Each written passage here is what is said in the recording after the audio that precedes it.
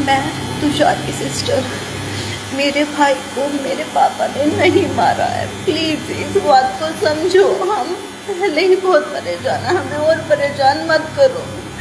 मेरे पापा जो बीमार है, जिनको कैंसर है, लीवर उनका खराब हो चुका है, जो उठ नहीं सकते, जिस टाइम पुलिस ने उन्हें पकड़ा वो बेहोश होके गिर गए थे, जिस टाइम पुलिस ने उनको उठाया, और आप लोग कह रहे हैं कि इतना बीमार इंसान अपने बेटे को मार देगा।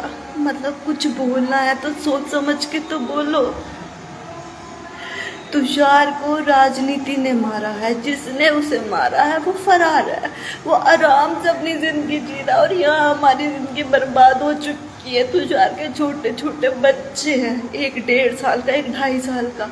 उन बच्चों का तो सोचो, उनके ऊपर उनका बाप नहीं है, दादा को आप लोगों ने दूर कर दिया। क्या चाहते हो?